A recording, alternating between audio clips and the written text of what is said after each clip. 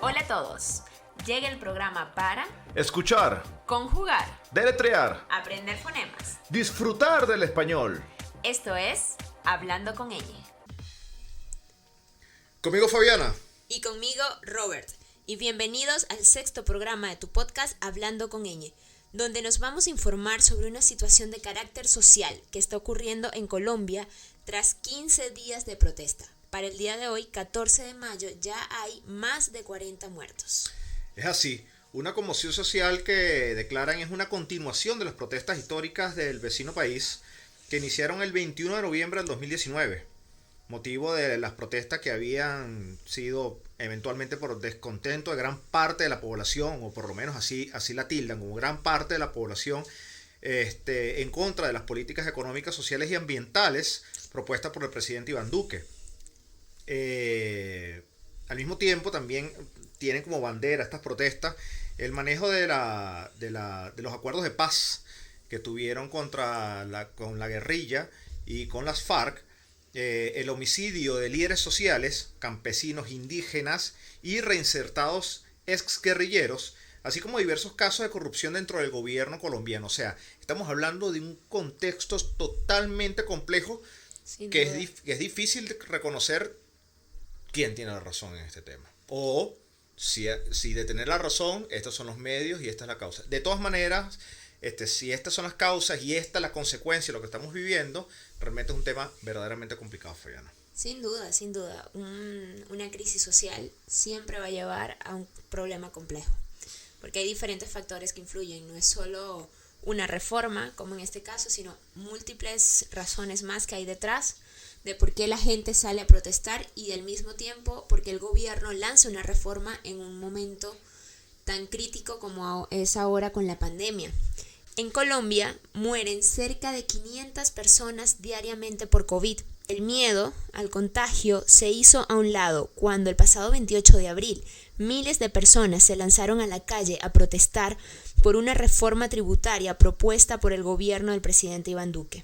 Entendiendo que según el Banco Mundial, Colombia es el segundo país más desigual, después de Brasil, en toda Latinoamérica y es el séptimo en el mundo entero. Al hoy, la reforma tributaria ha sido eliminada.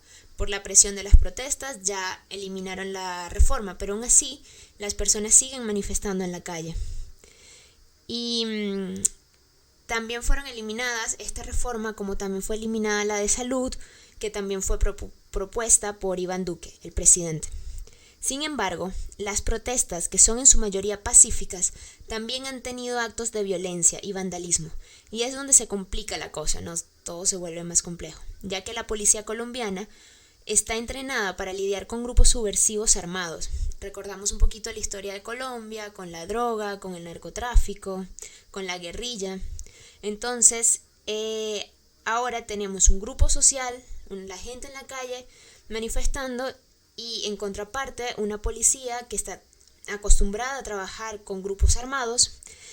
Entonces ha sido un caldo de cultivo de mucha violencia, con enfrentamientos entre protestantes con gran descontento y una policía preparada para lidiar contra grupos fuertemente armados. Es así, 50 años o más de 50 años tuvo que lidiar Colombia contra estos grupos armados de extrema ideología, y por supuesto tenemos a un grupo de policías o una ideología de policía militar preparadas para estos enfrentamientos de grupos armados que realmente no tenían ningún escrúpulo para aterrorizar, para destruir, para matar.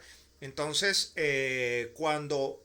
como dicen los mismos policías, están declarando que hay parte de estos grupos o pequeñas células de estos grupos armados dentro de las protestas que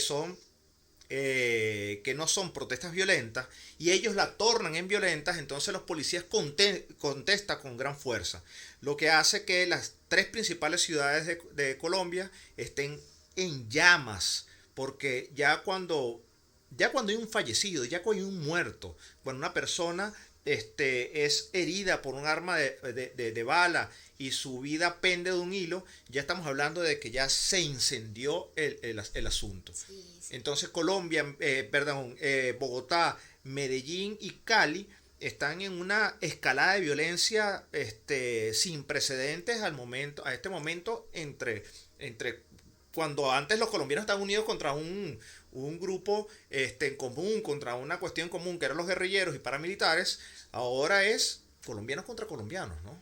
Civiles contra la policía.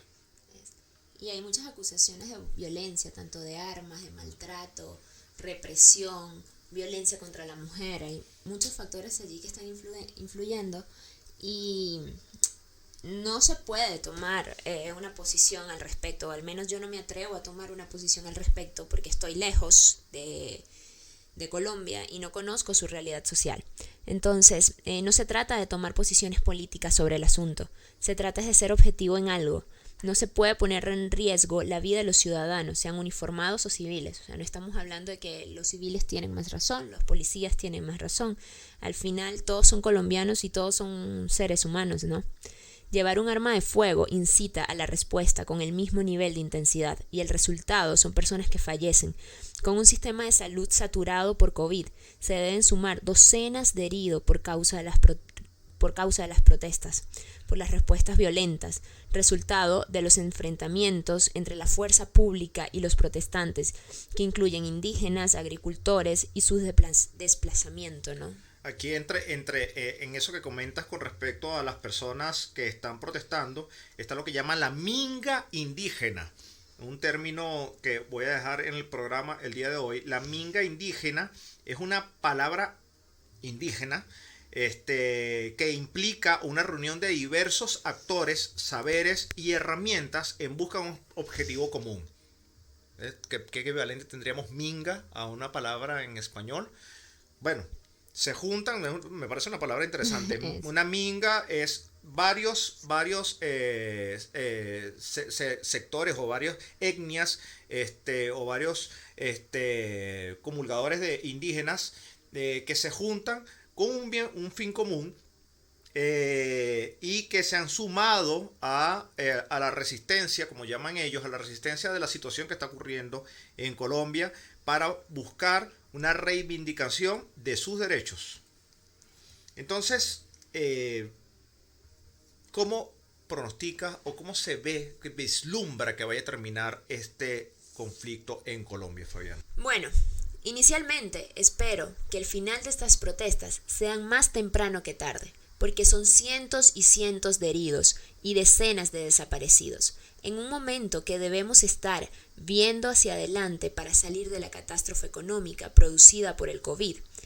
Hay especialistas que pronostican la finalización de las protestas de la siguiente manera.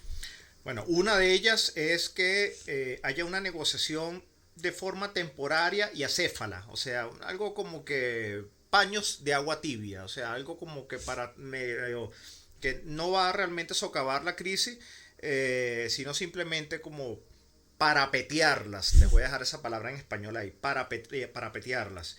Esto hasta que se desgasten las protestas y que vuelvan a surgir más adelante cuando la crisis vuelva otra vez a retomar forma. Esa es una de las razones. La segunda manera en que puede terminar esto es que no se llegue a ningún consenso y se continúen las protestas. Citando a Pedro Álvaro Levaya, un veterano político, conservador, experto en resolución de conflictos, lo presenta de esta manera: no veo que estén las figuras necesarias actuando con diligencia. No están en la calle, con la gente. Entonces esto va a terminar usando la fuerza pública para reprimir y vamos a quedar con una colisión o coalición de violencia en las calles. O sea, la segunda manera en que puede es no terminar, sino continuar con una escalada de violencia más profunda. Y la tercer pronóstico que hacen los especialistas, el cual no están totalmente convencidos, pero bueno, hay un halo de esperanza en esto, es que realmente el gobierno tome la palabra de los protestantes que hablan de una reforma judicial, que tome modificaciones en la policía, en sus políticas de represión. Ellos quieren un cambio inclusive de la policía, ¿no?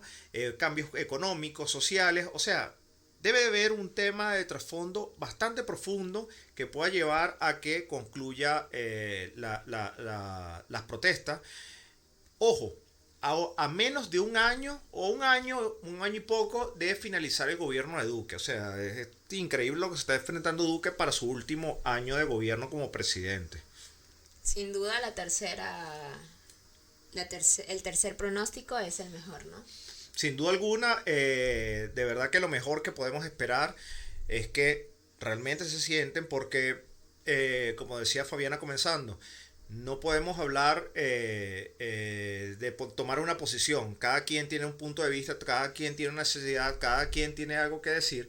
Entonces, esperamos que se sienten para poder construir una Colombia mejor. Es así, es así. Para finalizar, terminaremos citando la conclusión que comparto con Heidi Sánchez Matson de la revista Semana. Y cito: personalmente, considero que lo que corresponde a todos y cada uno de los colombianos es tratar de buscar el equilibrio. Recordar que en tiempos de crisis es necesario echar mano a capacidades innatas que en el fondo todos los seres humanos tenemos. Y la empatía es una de esas. La empatía es la que nos ayuda a ponernos en el lugar de otro, de entender la situación y los sentimientos que están viviendo las otras personas, es decir, los policías, los estudiantes, los periodistas, los influencers, el presidente, los políticos, los niños o los comerciantes. Pero además nos permite tener más consideración y no actuar únicamente bajo la euforia y el calor. Porque lo cierto es que en sociedades polarizadas como lo es actualmente Colombia, es fácil volverse ciego, sordo y mudo ante las injusticias y se tiende a olvidar al otro. Bueno, nos vamos por esta semana. Fui Robert para ustedes. Nos escuchamos dentro de 15 días que volvamos a publicar el podcast. Esperamos con mejores noticias de Colombia. Hablaremos de eso y con algún otro tema de interés para el momento. Saludos a todos. Es así, desde el mensaje de empatía me despido. Hasta la próxima vez. No dejen de dejarnos sus comentarios en nuestras redes sociales, @hablandoconñ, tanto en Facebook como en Instagram. Hasta la próxima.